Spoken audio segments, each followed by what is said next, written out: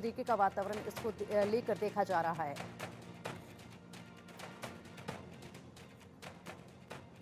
वायुमंडल में भी इसका कोई असर नहीं होगा और धरती के गुरुत्वाकर्षण में भी कोई असर नहीं होगा। किसी भी तरह की कोई डरने घबराने की बात नहीं है, क्योंकि इस तरह के पोटेंशियल हजार्डस एस्ट्रॉइड जितने भी हैं, उनकी संख्या जो मानी जा रही है 2349 आज की तारीख में मौजूद है, जो सीधे धरती की ओर तक रहे हैं। ये मंगल और बृहस्पति ग्रह के बीच में चारों तरफ, जिस तरह धरती सूर्य की तरफ चारों तरफ घूमती है, उसी परिधि में ये भी घूम रहे हैं अपनी परिधि में।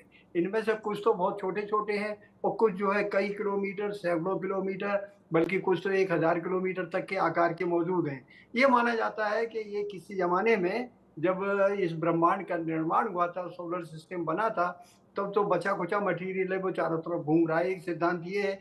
दूसरा सिद्धांत ये है कि ये एक, जिस तरह से शनि ग्रह है, बृहस्पति ग्रह है, बुध है, मंगल है, ऐसा ही धरती जैसा एक ग्रह ये था। जिस समय वहां पर सभ्यता का विकास हुआ धीरे धीरे, और ये माना गया है कि उनमें आपस में युद्ध हुआ, उनमें परमाणु युद्ध हुआ और ये नष्ट हो गया।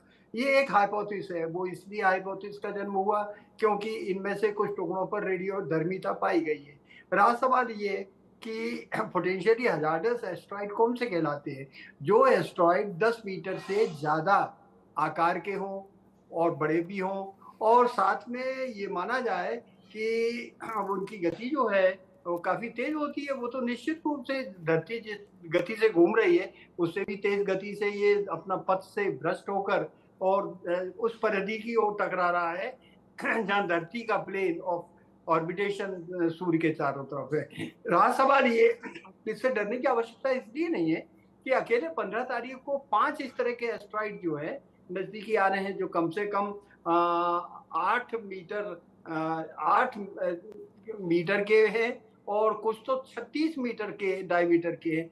अब जापान ने जब से इन एस्ट्रॉइड पर एक अपना मिशन भेज कर वहां से सैंपल कलेक्ट करके लाए, उसका एनालिसिस किया है, तो ये पता लगा है इसमें सिलिकेट बेस भी है, आयरन भी है, और तो और कुछ वहां पर जो है डायमंड के भी एस्ट्रॉइड मिले हैं।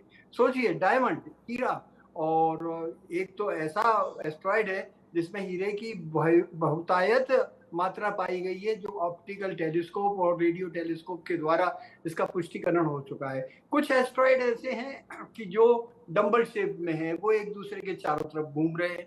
तो ये देखा जाता है कि क्या भविष्य में, अगर जैसा कि एक बार बहुत पहले, करोड़ों साल पहले, एक एस्ट्रॉइड अपना रास्ता भटक कर धरती पर आ टकराया था, उससे इतनी धूल उड़ी थी, इतनी धूल उड़ी थी कि उसका अवशेष गड्ढे अभी भी मौजूद हैं, और पूरा आसमान, पूरा वायुमंडल 3 साल तक जो है उससे धूल से भरा रहा, सूर्य की किरणें नहीं आई। तो यहाँ की वनस्पति नष्ट हो गई। उस समय के जो जीव थे, डायनासोर, वो मर गए। इसीलिए लोग डर रहे हैं, सोच रहे हैं कि अगर कोई एस्ट्रॉइड इधर आ गया, टकरा गया और डायनासोर जैसी स्थिति हो गई, तो मानवता का संपूर्ण विनाश हो जाएगा, प्रलय हो जाएगी। पर लेकिन डरने की आवश्यकता नहीं है, क्योंकि आज की तारीख में इसरो सहित नासा और दूसरे स्पेस एजेंसी पूरी तरह से इन एस्ट्रॉइड पर 24 घंटे नजर रखे हुए हैं। और इस बात की हमने पूरी तैयारी कर ली है कि अगर कोई एस्ट्रॉइड सच में धरती के वायुमंडल में प्रवेश करने की चेष्टा करेगा, तो उसके आने के पहले ही हम उसको अपनी मिसाइल्सों से उसका हमला करके उसका रास्ता दूर कर देंगे, उसको उसमें बम विस्फोट भी कर सकते हैं।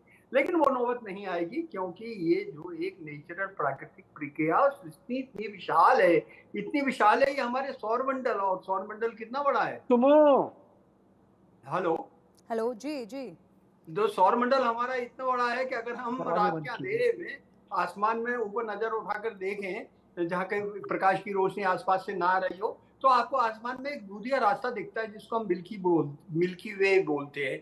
हमारी आकाशगंगा, इस हमारी आकाशगंगा में अकेले 100 अरब सूर्य मौजूद हैं। इसके एक कोने से चला हुआ प्रकाश दूसरे कोने में 1 लाख साल में जाता है। ऊपर से चला हुआ प्रकाश नीचे 50,000 साल में आता है। हमारा सूर्य तो 35,000 लाइट ईयर्स की दूरी पर स्थित है। और ऐसी एक आकाश गंगाएं नहीं है, ऐसी अरबों खरबों आकाश गंगाएं। वो हमारी अपनी आकाश गंगा, ये मिल्की वे पूरा का पूरा बासुकी नक्षत्र क्षेत्र की तरफ उस आकाश गंगा की ओर भागता चला जा रहा है। और ये तो एक प्राकृतिक इतनी लंबी प्रक्रिया है, रहस्य है, मिस्ट्री है। और मिस्ट्री इसलिए ज्यादा बढ़ गई है कि अभी कुछ 5 साल पहले एक अंतरिक्ष का एक ऐसा ही एस्ट्रॉइड, कहने लोगों ने कहा था उसको, ऐसा एक ऑब्जेक्ट आया था, मिस्टीरियस ऑब्जेक्ट, जो बहुत लंबा था। लेकिन ये माना जाता था कि अरे ये तो ऐसा लगता है जैसे कोई दूसरे ग्रह से भटक कर कोई टुकड़ा आ गया हो। उसका नाम वैज्ञानिकों ने ओमुआ रखा। लेकिन उससे जो संकेत आ रहे थे, इलेक्ट्रोमैग्नेटिक सिग्नल आ रहे थे, यहाँ से हमने रडार से जब उसकी जांच की, पता लगाया, तो कुछ वैज्ञानिकों का ये अनुमान है कि वो जो है दूसरी गैलेक्सी के किसी एलियंस ने या हमारी गैलेक्सी के किसी हमसे सभ्य ज़्यादा या हमारी जैसी किसी सभ्यता के लोगों ने अपना स्पेस प्रोब भेजा था, जैसा हमने वॉयेजर भेजा हुआ है जो हमारे सौर मंडल से बाहर जा चुका है। लेकिन ये अभी बहुत एलिमेंट्री स्टेज पर है, पर इतना निश्चित है कि पृथ्वी का विनाश अगर कोई बहुत बड़ा एस्टेरॉयड आकर टकरा गया, तो जिस तरह डायनासोर खत्म हुए थे, ऐसे पृथ्वी का जीवन खत्म हो सकता है। इस संभावना को नकारा नहीं जा सकता, लेकिन उससे निपटने की हमने पूरी तैयारी कर ली है। और भविष्य में इस तरह का कोई आतंक आएगा, खतरा आएगा, तो उसको पहले से हम ऑब्जर्व करके और हम उसको उसके रास्ते को भटका देंगे। ऐसे एस्टेरॉयड आते रहते हैं। 2349 एस्टेरॉयड सीधे धरती की ओर तक रहे हैं, पर अभी तक की गणनाओं के हिसाब से इनमें से ऐसा एक भी नहीं है जो सीधा धरती की ओर आए। हाँ, ये संभावना अवश्य है। जैसा कि ये कहा जाता है, धरती को माता कहा जाता है, चंद्रमा को चंदा मामा कहते हैं, और चंद्रमा की सतह को अगर आप दूरबीन से देखेंगे तो उसमें बड़े-बड़े गड्ढे हैं। हकीकत में अगर कोई इस तरह का एस्टेरॉयड आता है, तो वो सीधा जो है चंद्रमा का गुरुत्वाकर्षण अपनी ओर खींच लेता है, तभी चंद्रमा पर इतने बड़े-बड़े गड्ढे नज़र आ रहे हैं।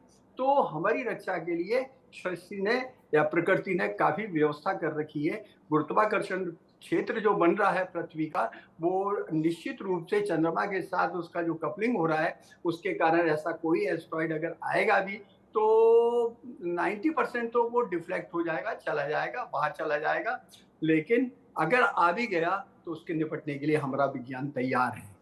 ठीक है सर, आपने कहा कि अभी इस एस्टेरॉइड से धरती को कोई खतरा नहीं है, क्योंकि ये एस्टेरॉइड जो है वो धरती से काफ़ी दूरी के साथ भी गुजरेगा।